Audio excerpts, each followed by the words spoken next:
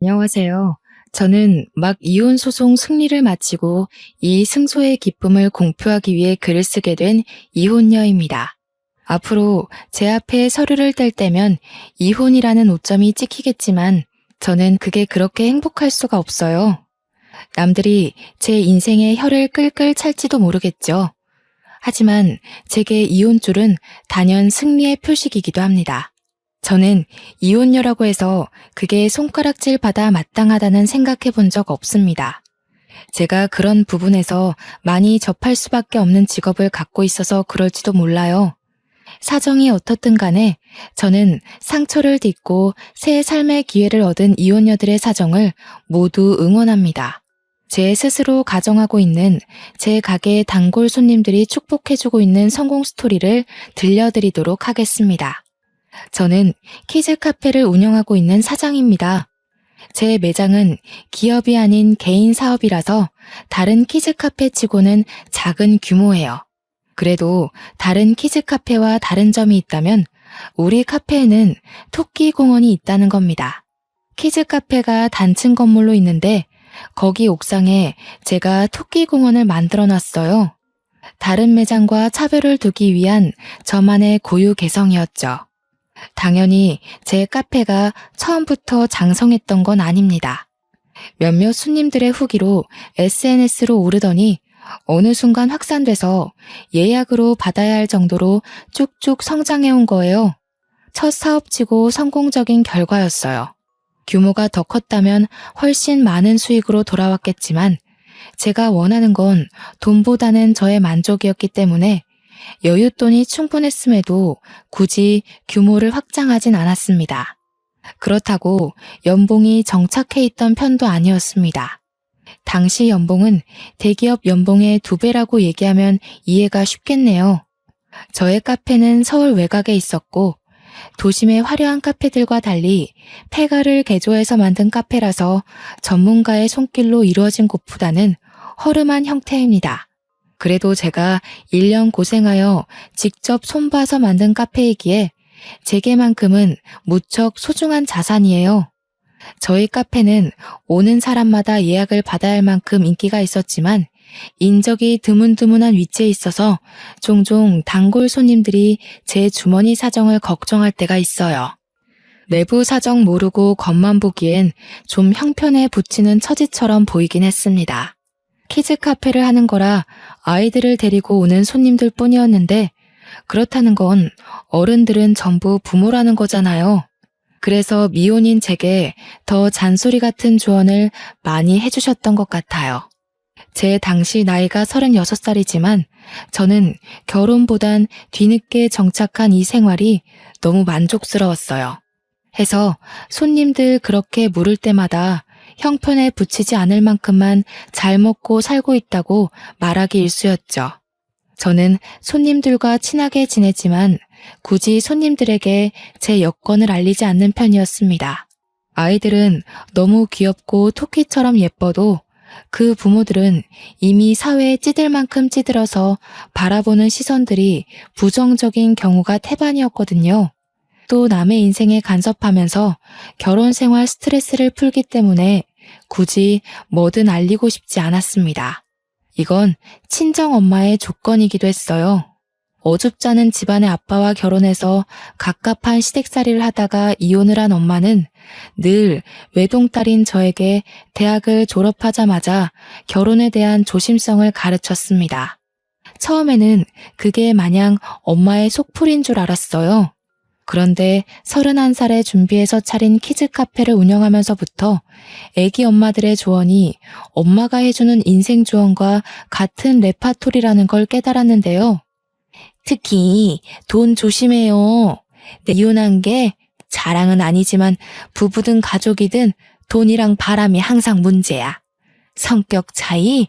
그것도 돈이랑 바람에 비하면 세 발의 피지. 그때부터 저는 더더욱 결혼할 생각과는 멀어졌습니다. 엄마랑 손님들의 조언은 저더러 결혼하지 말라는 소리와 같게 들렸거든요.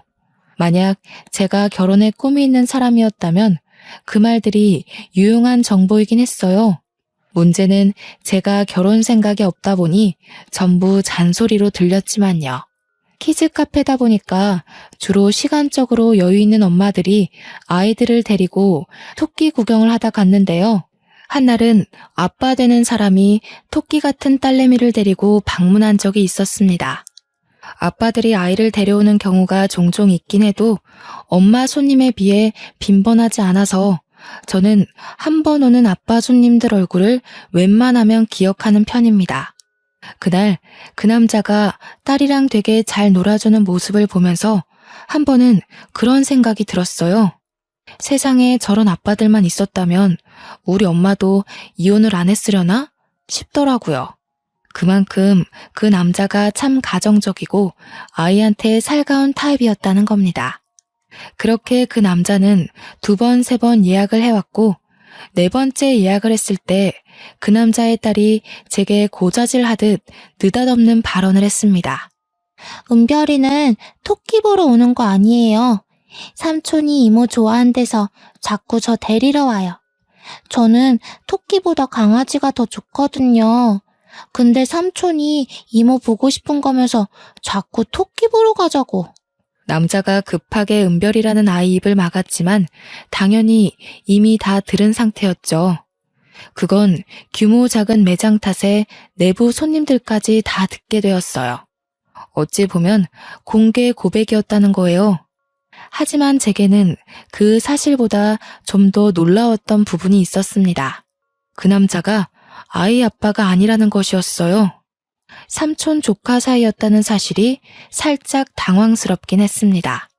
제가 남자를 쳐다보자 남자는 얼굴 시뻘개져서 토마토 주스 2잔 결제해달라고 카드를 내밀었어요.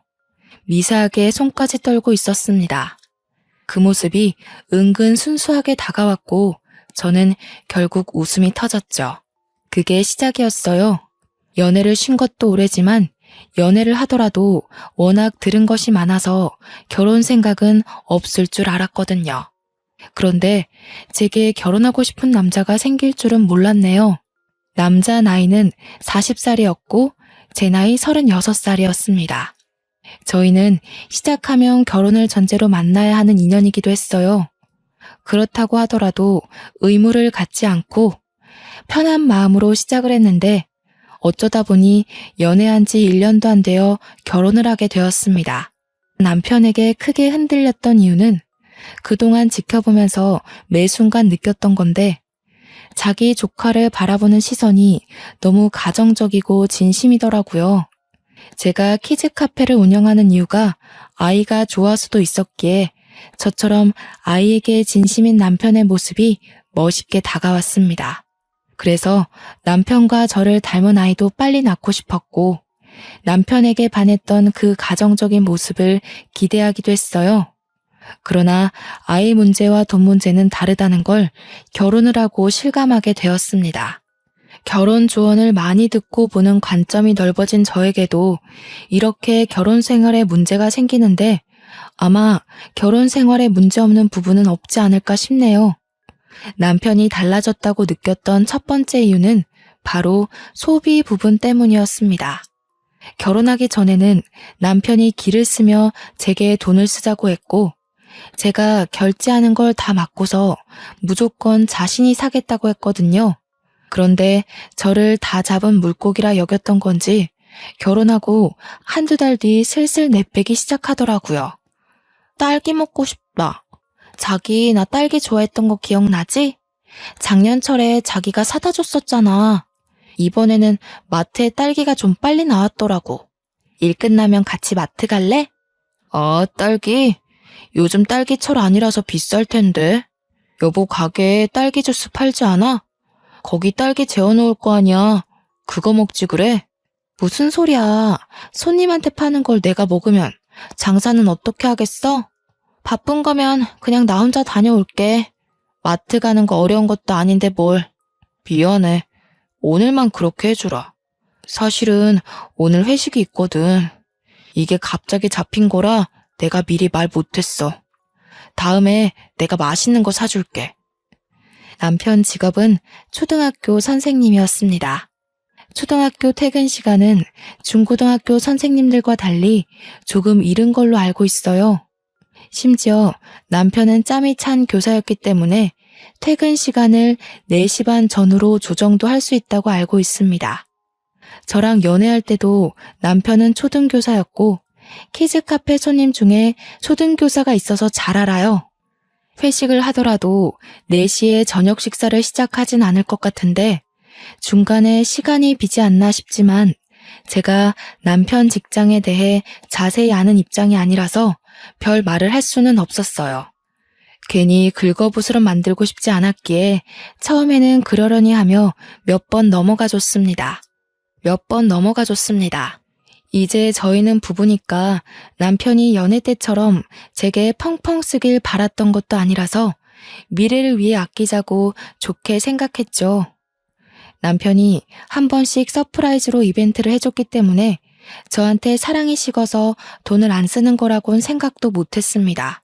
그런데 제가 임신을 하고 가게를 쉬면서부터 남편의 숨겨진 이기적인 모습이 드러나기 시작한 거죠. 아이를 준비하려고 했던 게 아니라서 갑작스럽긴 했으나 저는 기뻤습니다. 당연히 아이를 좋아했던 남편도 우리에게 찾아온 축복을 기뻐할 거라고 생각했어요. 그러나 초음파 사진을 받은 남편의 반응이 시금털털한 거 아니겠습니까? 순간 그 얼굴에 서운한 걸로 모자라 실망스럽기까지 했습니다. 저기 여보, 아직 아이 지을 수 있는 단계지? 아니, 아무리 생각해도 벌써부터 나만 경제활동하면 우리 미래가 불안할 것 같아서 그래. 요즘 같은 시대에 맞벌이 부부 아닌 사람이 어딨어. 우리가 좀 더 형편이 나아지고 아기 가져도 늦지 않잖아. 뭐라고? 아무리 준비가 안 됐다고 하지만 어떻게 아이를 지으라는 말을 그렇게 쉽게 해? 생각할 시간을 갖자고 해도 서운할 판에 사진 보자마자 지우자고? 우리가 돈 때문에 허덕이면서 사는 편도 아닌데 왜 그렇게 해야 돼? 좀 서운하다. 지우는 게 정 그러면 당신은 회사 다니는 것도 아니니까 그냥 일 나가보는 게 어때? 임신했다고 눈치 주는 직원들도 없잖아. 가게 청소 같은 경우는 너무 더러울 때 내가 한 번씩 가서 싹 할게. 계산하고 조리하는 건 운동 삼아 하는 것도 나쁘지 않을 것 같은데 개인 사업이기 때문에 이럴 때 마음 놓고 쉴 수 있는 거야. 이 기회에 쉬면서 몸 생각, 아이 생각만 할 수 있으니까 오히려 좋은 거지. 알지. 근데 내가 혼자서 생활비 대줄 만한 형편은 아니라서 그래. 내 사정 알잖아. 신혼집 때문에 빈털털이 된 거. 남편이 초등교사라 벌이가 좀 되지만 그간 모아둔 돈을 저와 같이 신혼집 사는데 써버리는 바람에 당장 돈이 없다고 했습니다. 그건 저도 알고 있는 사실이에요. 그렇다고 임신을 한 저더러 카페는 일하는 것 없지 않냐 묻는데 무슨 말을 하고 싶은지 알겠지만 좀 기분이 상하더라고요. 아무리 돈 걱정을 한다고 해도 조금은 자신의 아이의 기뻐하는 내색을 보일 줄 알았습니다. 이렇게 김칫국을 마시게 될 줄은 몰랐네요. 남편에게 아쉬운 점이 생기자마자 저는 미혼일 때 들었던 수많은 경고들이 떠올랐습니다. 돈 문제, 바람 문제로 부부가 틀어질 수 있다는 손님들의 말이 생각났죠. 그것도 신혼 8개월 차의 말입니다. 남편 생각은 알겠지만 제게 아이를 지우는 건 말도 안 되는 일이었어요. 남의 뱃속 아이까지 소중히 바라보는 제가 제 안에 생긴 작은 생명을 어떻게 꺼버리겠습니까? 제가 돈이 없는 사람이 아니었기에 저는 남편의 의사를 다 거절할 수밖에 없었습니다. 그래서 남편한테 내가 모아둔 돈 있으니 일 안 하는 동안 생활비 안 줘도 된다고 했어요. 그래? 당신 신혼집 돈 보태는 것도 대출하지 않았어? 모아둔 돈 얼마나 있길래? 임신기간 한 90개월은 되는 걸로 알고 있는데 그 정도 쓸 돈 있다는 거야? 그냥 쓸 만큼은 있어. 생활비로 당신 신경 쓰이게 하는 일은 없을 테니까 애 지우자고 하지 마. 부부끼리도 빚지고 살면은 안 된다고 하더라. 나한테 들어가는 돈은 내가 알아서 할게. 대신 산부인과 검사는 같이 가줘야 돼. 이건 제가 남편한테 말 못한 사실이지만 저는 남편에게 제 재산을 공개한 적이 없습니다. 제 외모가 자기 이상형이라며 대시를 했던 남편은 저를 외적으로 좋아한 것과 달리 제 형편은 그렇게 막 여의치 않은 걸로 봤어요. 친정엄마도 값비싼 호텔 같은 아파트보다 산세 지저귀는 시골이 좋다고 해서 밭일하면서 지내고 있으니 아마 남편이 인사 갔다가 그걸 보고 제게 더 재산을 묻지 않았던 것 같습니다. 그날 이후 남편은 더 이상 애 지우자는 소리는 하지 않았어요. 확실히 남편이 쪼들려 보이긴 해서 저도 굳이 남편한테 돈 달라고 할 생각은 없었습니다. 그리고 제가 예쁜 아들을 낳은 날 어처구니 없게도 제 곁에는 친정엄마뿐이었어요. 남편은 그날 학부모 참관 수업 때문에 오질 못했고 시댁에선 원래부터 저를 탐탁지 않아 했으니까요. 시댁은 저희 집안 형편 때문에 당시만 해도 계속 자기 아들이 가난한 집에 팔려간다고 생각했어요. 돈이 중요한 거 알겠는데 한편으론 참 각박한 현실이 씁쓸하더군요. 아이를 낳으면서 평소보다 돈이 더 많이 들어가는 건 당연한 거잖아요. 평소보다 돈이 더 많이 들어가는 건 당연하잖아요. 그래서 제가 이것저것 사다 놓은 물건도 집안에 차차 쌓여갔습니다.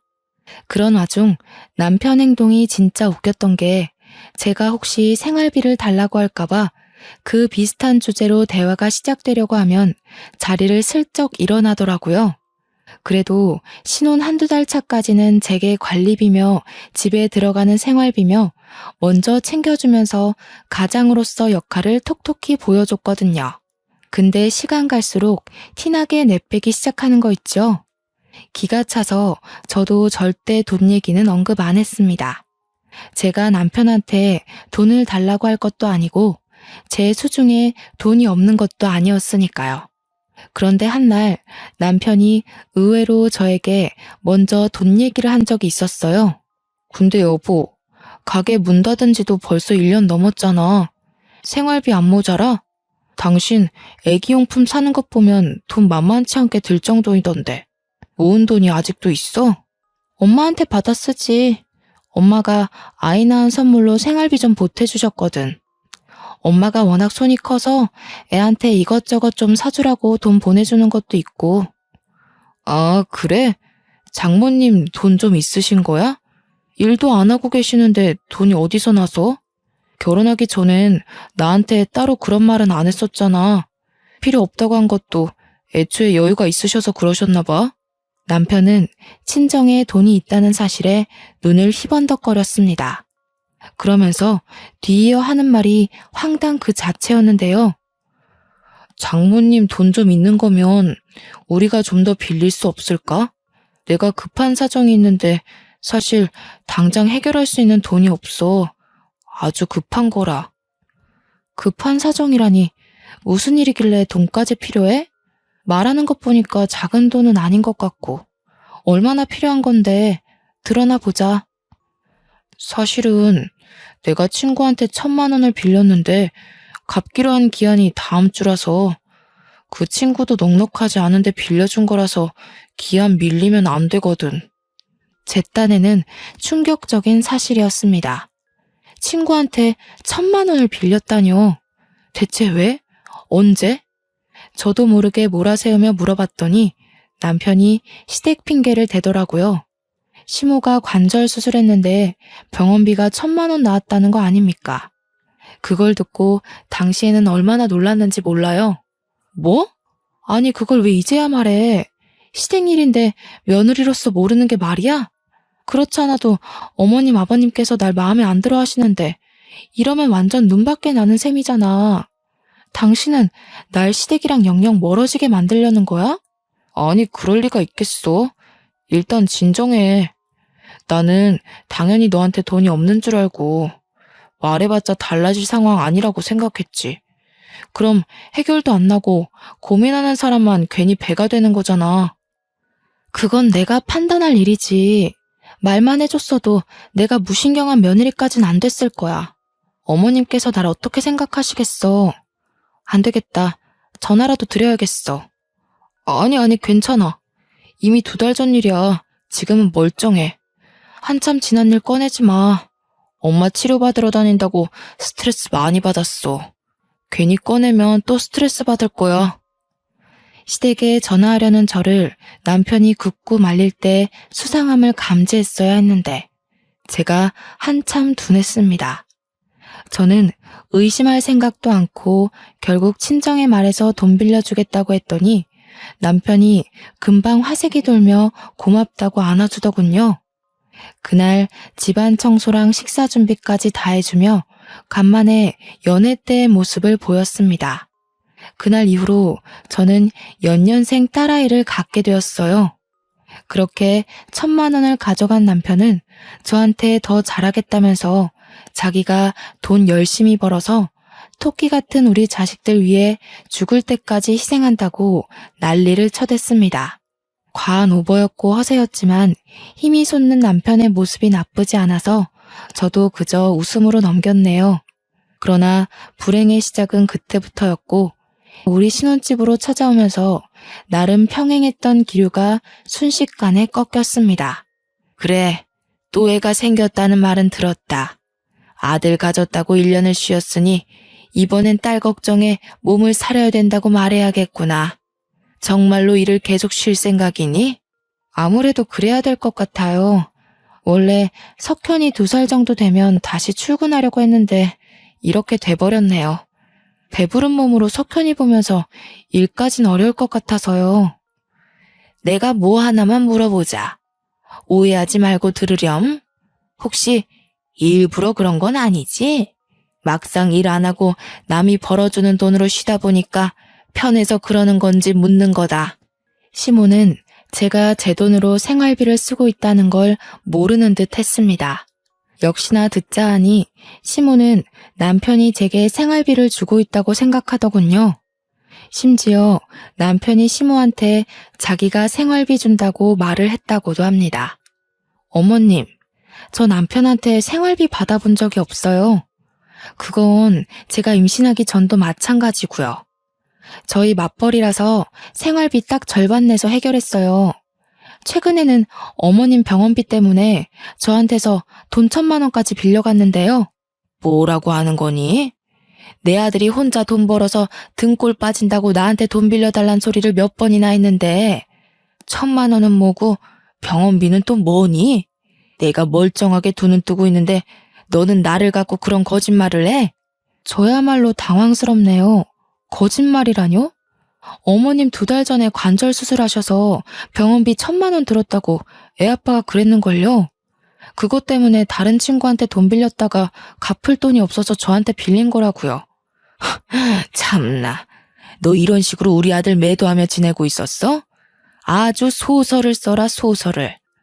전화해서 확인해보고 아니면 너 무릎 꿇을 준비해.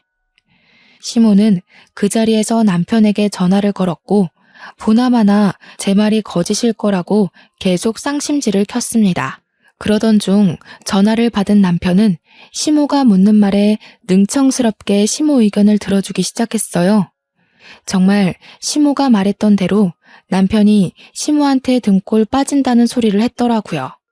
제가 자리에 없다고 생각해서 제 흉을 살짝 보기도 하는 거 아니겠습니까? 돈 없어 보이는 건 또 싫었는지 은근 자존심을 부리더라고. 신경 쓰지 마, 엄마. 잠깐 받아주면 괜찮아져. 아무래도 산후우울증? 그런 건가 봐. 남편의 태도에 충격을 받은 저는 당장 시모의 전화를 뺏어서 남편에게 물었습니다. 내가 이건 어떻게 이해해야 되는 거지? 당신 허언증 있어? 아, 다른 변명 다 필요 없고 그래서 내 돈 1,000만 원은 어디다가 썼는데? 여보가 왜... 아니 그러니까 엄마가 하도 당신을 못 살게 구니까 내가 나름 엄마 이해시키려고 그냥... 아니 그보다 엄마랑 같이 있는 거야? 왜? 당황한 남편은 어버버거리며 시모랑 저랑 같이 있는 걸 빠르게 상황 파악하는 중인 듯 싶었습니다. 머리 굴리는 소리가 수화기 너머까지 들리는 것 같았어요. 그럼에도 불구하고 마땅한 변명거리를 못 찾았는지 바쁘다고 끊어버리더군요. 지켜보던 시모는 자기도 자신 아들의 버벅거림에 수상함을 감지했는지 갑자기 제게 자기 아들 잡고 살았냐며 불같이 성을 내기 시작했습니다. 저 때문에 남편이 이도저도 못하고 기죽어 살고 있다고 멋대로 몰아갔죠. 어머님, 판단 제대로 하세요. 지금 어머님 아들이 배불리 출근하고 있는 거 다 제 돈이에요. 못 믿으시겠으면 앞으로 증명해드려요? 남편이 어머님 집 가서 밥 얻어먹게 만들어야 제 말 믿겠어요? 뭐라고? 네가 드디어 본색을 드러내는구나? 내가 너 처음부터 별로라고 생각했어. 코딱지만한 게 가게 하나 하면서 그런 것도 사장이라고 떵떵거릴 때부터 성격 만만치 않다는 걸 알았다고. 돈 1,000만 원도 없어서 여기저기 고개 숙이며 굽신거리는 어머님 아들보단 제가 떵떵거릴 만하지 않나 싶은데요. 어머님 지금 이러시는 거 남편한테 하나도 도움 안 되는 거예요. 뭐야? 돈 1,000만 원 가지고 엄청 자랑질 해대네. 우리가 1,000만 원이 없긴 왜 없어? 우리 집을 뭐로 보고. 시골 총구석에 산다는 네 엄마보다 도심 한가운데서 교사 엄마 소리 듣는 내가 더 잘 살아. 1,000만 원 그까짓 건 뭐라고. 우리 아들한테 그 정도는 껌값이야.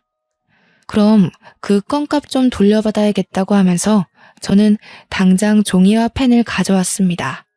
그리곤 시모한테 아들이 싼 똥 교사 엄마가 좀 처리해달라고 예의 없게 말했어요.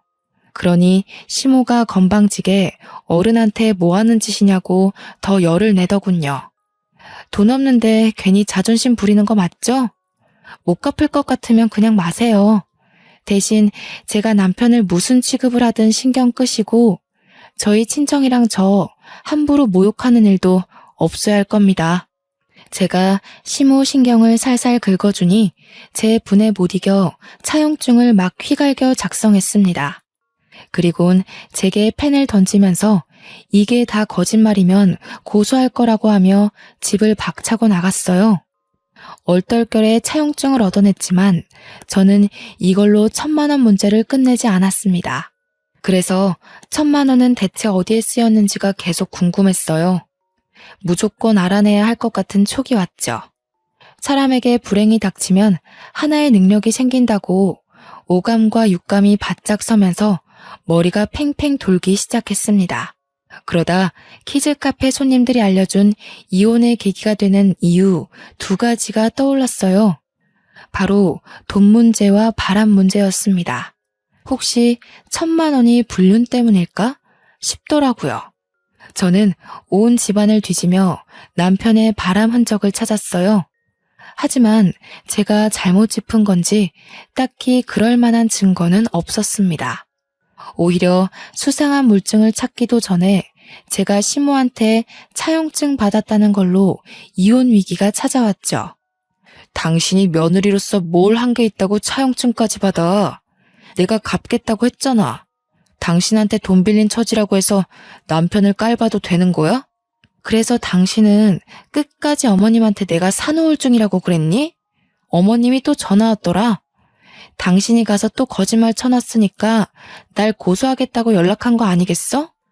그래, 내가 아들로서 엄마한테 불효하기 싫어서 거짓말 좀 했다. 그게 이렇게까지 할 일이야? 우리 엄마한테 차용증을 받았다는 건 우리 집에 침 뱉는 거나 다름없어. 나도 당신이나 어머님이 1,000만 원으로 속 좁게 하지만 않았어도 이렇게는 안 했어. 그래서 그 1,000만 원 어디다가 썼냐고. 왜 자꾸 숨겨? 바람피니? 남편한테는 한 가지 특징이 있습니다. 결혼하기 전에도 갑작스런 상황에 진실이 툭 튀어나오면 얼굴이 빨개지는 신체적 특징을 보였어요. 그래서 저한테 남편 조카가 대신 고백했을 때도 그렇게 얼굴이 빨개졌었죠. 역시나 당황했는지 남편은 얼굴이 벌개져서 분을 못 참더라고요. 그러면서 남편은 씩씩거리며 그대로 집을 나가버렸습니다. 한참 뒤에 시모한테 전화와서 남편이 시댁에 갔다는 걸 알았어요. 물론 제가 그 전화를 받은 것은 아닙니다. 남편과 싸우는 도중 아이가 다쳤는데 혹시 문제 생겼을까봐 병원 가느라 바쁘기만 했어요. 다행히 아무 이상 없었고 저는 아들을 안고 나오면서 마음을 독하게 잡았습니다.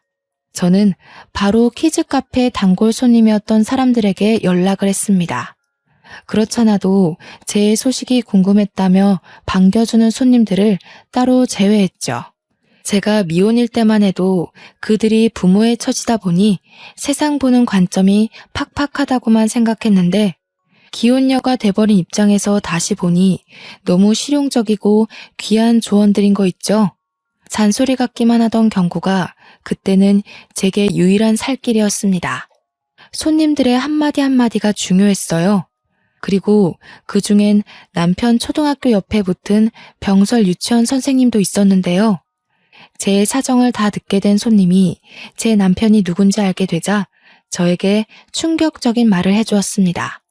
그 선생님이 사장님 남편이었어요? 제 남편도 거기 학교 선생이거든요. 남편이 자기 동료한테 1,000만 원 빌려줬다길래 저희가 그걸로 얼마나 싸웠는데요. 그 소리를 듣고 저는 간절히 부탁해서 그 교사 손님의 남편까지 만났습니다. 그 남자는 제가 누구의 아내인지 알자마자 자기를 찾았다는 것에 크게 당황했어요. 어쩔 줄 몰라 입을 다물고는 제가 묻는 1,000만 원의 행방에 대해서 난감해하기만 했죠.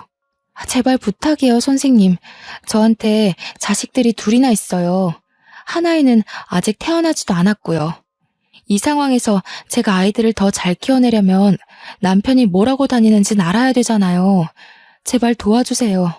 그렇게 제 사정을 이해해준 그 남자는 모든 사실을 털어놨고 제가 이혼 결심하도록 만들었습니다. 아주 확신을 주었죠. 웬 교생 선생님과 2달 전 바람이 났던 남편은 그 교생 선생님이 실습을 마치고 떠날 때가 되자 입 다물어주는 대가로 교생 쪽에서 남편한테 1,000만 원을 요구했다고 했습니다. 남편은 자기의 교사 명성 때문에 어쩔 수 없이 1,000만 원을 줘서 입막음 시켰다고 해요. 저는 이 모든 사실을 녹음하고서 친정을 가장 먼저 찾았고 아들만 맡긴 뒤에 제 돈으로 변호사까지 고용해서 시댁을 찾아갔습니다. 남편이 출근할 시간대쯤 찾아갔어요. 일부러 지각하게 만들려고요. 제가 연락도 없이 시댁에 들이닥쳐서 이혼 소송을 하겠다고 요구하자 변호사 등장을 보고 당황한 시댁은 저더러 이게 무슨 짓이냐고 어정쩡하게 대꾸하기만 했습니다. 돈 문제, 바람 문제 일으킨 남편, 억울해서 데리고 살 수가 있어야죠. 변호사 선임해서 왔으니 하고 싶은 말 있으면 지금 하세요. 전문가 등장해 시모와 남편은 꿀먹은 벙어리가 되었습니다. 귀한 변호사 모셔다 놓고 시간을 뺏을 수가 없어서 그냥 제가 먼저 입을 열었어요. 남편 불륜 증거, 차용증 효력, 양육비, 재산 분할까지 남편을 소송을 해야만 하는 증거들을 풀어놓았죠. 남편은 무엇보다 불륜 사실이 발각된 것에 얼굴이 새빨개졌습니다. 누가 부녀 아니랄까봐 같이 듣고 있던 시모도 당황해서 얼굴이 벌개졌더군요. 맞고소하고 싶으면 해. 누가 봐도 당신 쪽에서 패소할 것 같지만. 어머님이 돈 많다고 그렇게 자랑하더라. 패소해서 소송 비용 날리더라도 타격은 없겠네. 여보, 이러지 마. 우리 뭐 제대로 얘기한 것도 아닌데 갑자기 나타나서 이게 무슨 상황이야. 우리가 같이 산 세월이 얼만데 내 얘기는 들어보지도 않을 거야? 남편은 일단 변호사 보내고 얘기하자며 눈치를 봤고 저는 그런 남편에게 우리 사이에 더 이상 변호사 없는 대화는 필요 없을 것 같다고 그만 작별 인사를 했습니다. 그랬더니 시모가 제게 끝까지 건방진년이라고 욕을 하더군요. 그걸 뒤늦게 남편이 막아낸다고 애를 쓰느라 저를 쫓아오진 못했습니다. 저는 짐 싸들고 바로 친정으로 이사했어요. 그 뒤로 시댁에 소송장이 보냈는데 남편한테서 불같이 전화가 왔습니다. 당신, 나 돈 없는 거 알잖아. 우리 엄마가 한 소리를 왜 그대로 믿었어? 우리 엄마보다 당신이 내 주머니 사정 더 잘 알면서. 여보, 나한테 화난 거 있으면 차라리 그냥 욕하고 때려. 소송까진 가지 말자 우리. 어? 당신은 이런 와중에도 자식들 걱정은 하나도 안 하는구나. 어떻게 당신같이 자기 생각만 하는 사람이 조카를 그런 눈으로 봤었는지 모르겠네. 내가 아무래도 단단히 콩깍지가 쓰였었나 봐. 아니면 당신이 작정하고 나를 속였거나. 당연히 우리 애들 궁금하지. 석현이도 걱정되고 앞으로 태어날 우리 딸도 내가 꼭 아빠 노릇 해줘야지. 그런데 지금은 사정이 이렇게 돼버렸잖아. 소송 먼저 취하해주면 내가 정말 잘할게. 아빠 노릇? 당신이 앞으로 우리 애들 앞에 아빠 자격으로 마주할 일은 없을 거야. 양육비 핑계로 집에 함부로 찾아오는 순간 접근 금지 신청할 테니까 각오하던지. 남편은 저더러 진짜 너무하다고 찌질하게 애걸하면서 빈털터리 사정을 빌미로 제게 선처를 해줄 것을 계속 부탁했습니다. 그래도 제가 단호하기만 하자 조급해진 남편은 목소리가 다소 돌변하면서 제 재산을 들먹이더라고요. 늙은 나이에 SNS를 안 해서 몰랐는지 저의 키즈카페 평판이 높다는 걸 뒤늦게 알게 된 거였어요. 당신 나랑 이혼하면 손해일걸? 당신이 가진 재산 나랑 반으로 나눠야 돼. 그거 억울할 거 아니야. 당신이 나한테 재산 숨겼던 건 안 따질게. 제발 선처해주라. 내 돈주머니 알고 나니까 그 재산까지 또 탐나는 거야? 내가 당신 돈 보고 결혼한 건 아닌데 내가 아는 교사 중에 당신이 제일 밴댕이 소갈딱지네? 위자료 낼 돈 없으면 교사 엄마라는 소리 듣고 1,000만 원 껌값이라고 떵떵거리던 당신 엄마한테 달라고 하라니까? 밴댕이 소갈딱지? 내가 누구 때문에 이렇게 됐는데 나도 그럼 당신 재산 속였다고 사기죄로 고소할 거야. 요즘 재산 사기 많아서 당신 무조건 뭐 하나 걸릴걸? 그래, 해보던가. 내가 없는 돈을 있다고 입간 것도 아닌데 그게 될지 모르겠네. 그리고 이혼이 나한테 손해라고? 카페든 내 돈이든 다 엄마 이름으로 돌려놔서 너한테 떨어질 돈 같은 건 없는데 어쩌니? 그거 하나는 있다. 부동산 빚. 신혼집을 살 때 저는 돈이 있음에도 일부러 대출을 내서 보태주었습니다. 남편은 그걸 보고 더더욱 제가 돈이 없는 형편이라고 생각했었어요. 제가 그렇게까지 했던 이유는 남편을 사랑했음에도 결혼이란 현실을 위한 대비책 같은 거였습니다. 부동산 채무는 재산 분할 대상이 되기에 충분한 요인이라고 키즈카페 손님 중 한 사람이 팁을 주었거든요. 엄마 손님들 덕분에 저는 결혼하기 전부터 제 가게 명의, 제 계좌를 전부 엄마 걸로 돌려놓고 시작을 했어요. 그러니 남편이 제게서 가져갈 수 있는 재산은 신혼집 내에 있는 가구와 빚밖에 없었습니다. 물론 분할이기 때문에 저한테도 제 빚이 조금은 떨어지겠지요. 하지만 그 정도는 저한테 껌값인 수준이라 아마 화살은 남편에게 다 꽂힐 겁니다. 소송을 준비하던 사이 저는 딸을 낳았고 몸조리해서 건강하게 법원을 출석했습니다. 당연히 이례 없이 승소를 했어요. 절망하고 있는 남편에게 가서 상간녀를 소송했다는 소송장까지 보여주었고 당신 또한 공무원 밥줄 끝났다고 마지막 숨통까지 짓밟아 주었습니다. 내가 결혼하기 전에 당신한테 얼마나 퍼줬는데 그건 그냥 꽁으로 받아먹고 내 돈은 전부 다 털털 털어가겠다. 정말 당신 이 정도로 이기적인 사람인지 몰랐어. 빚 떠넘겼으면 됐지. 상간녀 소송까진 할 필요 없잖아. 그러니까 왜 결혼 약속을 쉽게 생각했어? 나는 당신이 마냥 다 좋기만 한 줄 알아? 돈 문제엔 빚으로, 불륜 문제엔 사회 제명으로 복수를 해줘야 된다고 하더라고 엄마들이. 그리고 그 교생 선생도 알아야지. 선생이란 학생을 가르치는 것이지 학부모를 꼬시는 게 아니라는 걸. 그렇게 남편에게 똥을 뿌린 저는 그 똥덩어리에게 손을 털고 돌아섰습니다. 아, 그리고 시모가 저를 죽일 듯이 째려보고 있었는데요. 거기다 대고 제가 엄마 이제 강남 아파트로 이사 간다고 실컷 자랑을 하고 나왔네요. 저는 상간녀 소송까지 마친 후에 교육청 홈페이지에다가 남편의 불륜과 교생 선생이던 상간녀의 불륜을 모두 올려 공론화했습니다. 그것 때문에 공무원 품위 질서 위반으로 남편은 교사직에서 박탈당했고 아직 대학생이던 상간녀도 얼굴이 다 팔려서 학교 어디에 재임하던 지옥 끝까지 불륜녀라는 타이틀을 달고 살게 되었어요. 그 뒤로는 안 봐도 뻔한 비디오지 않습니까? 교사 아들 뒀다고 동네방네 자랑해뒀던 시모는 아들 때문에 고개도 못 들고 다녔을 거예요. 남편은 한동안 시댁에서 꼼짝도 안 하는 것 같았고요. 모든 것이 정리가 되자 저는 이 승리의 기쁨을 우리 카페 단골 손님들과 나누고 싶더라고요. 그래서 제가 한 일주일은 카페를 무상으로 오픈했었습니다. 그 손님들은 제 이혼 스토리를 듣고서 너무 용감하게 잘 해냈다고 칭찬해 주었어요. 그렇게 축하까지 받았으니 더 속이 시원했는지도 모르죠.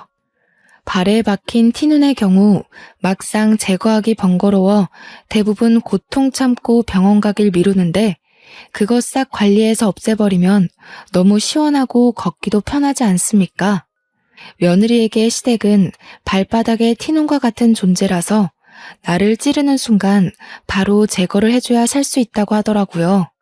저도 1,000만 원 일이 아니었다면 아마 남편과 시댁이 주는 고증을 숨 막힐 때까지 버티지 않았을까 싶어요. 손님들과 친정엄마가 칭찬해주는 것처럼 저도 제 자신이 너무 기특하답니다. 아직은 얼마 전까지만 해도 제가 기혼녀였다는 것이 믿기지 않아요. 제 감정을 색깔로 표현하자면 기혼이었을 땐 검정색, 이혼녀인 지금은 하늘색인 기분이네요. 제가 좀 감성적인 여자라 비유를 좀 특이하게 해봤습니다. 참, 친정에서 지내게 된 저는 친정에 어린아이들을 떼놓고 다시 카페를 오픈하게 되었는데요. 당분간은 친정엄마가 저 일할 때만 아이들을 돌봐준다고 하더라고요. 혹시 엄마가 체력에 붙일 것 같으면 제가 어린이집 알아보겠다고 했는데 엄마도 밭일만 하다가 간만에 토끼 두 녀석을 데리고 지내니 사는 게 즐겁다고 하지 뭡니까? 그래서 저희는 어린이집 말고 아이 5살이 되면 유치원을 보낼 계획이에요. 손님들 중 가끔은 제 사정에 위로를 보내주는 분들이 있는데 그럴 때면 내가 힘들어야 되는 처지인가? 고민해야 될 정도로 전 너무 에너지가 넘치기만 하더라고요. 퇴근하고 집에 가면 아들 석현이가 아장아장 뛰어오고 딸 석희가 귀여우는데 얼마나 힘이 난다고요. 경제적으로 여유가 있으니까 남편 빈자리가 느껴지지도 않고 편하기만 하던걸요. 이혼으로 인해서 기쁨을 크게 얻었지만 그렇다고 제게 이혼이 마냥 쉬웠던 건 아닙니다. 저도 이혼을 결정하기까지 어떤 길이 저와 아이들을 위한 미래인가를 많이 고심했어요. 남편의 변심도 시댁이 주는 은근한 스트레스도 모두 상세히 작성하기에 분량 조절이 안 되어서 함축시켰던 거지 저도 많이 울고 서러웠습니다. 물론 제가 남편한테서 정을 빨리 뗀 편은 맞는 것 같아요. 그랬으니 털고 일어나는 기간도 그만큼 짧았던 게 아니었나 싶어요. 카페에 엄마 손님들을 통해서 결혼 스트레스, 이혼 스토리 등등 많이 들어서 결혼이 평생 꽃길이 될 수 없다는 걸 알고 시작했는데도 이렇게 제대로 쫑이 나버리니 웃음밖에 안 나옵니다. 역시 결혼에는 잘 살겠다는 마음의 준비가 필요 없고 오히려 어떻게 잘 끝을 볼까를 준비하는 게 나의 미래를 위한 안전장치가 아닌가 생각합니다. 이혼을 자랑처럼 썼다고 해서 이혼을 선동하는 것이 아니란 걸 꼭 이해해 주세요. 글을 쓰는 시간 동안 너무 즐겁고 두근거렸습니다. 들어주셔서 감사합니다.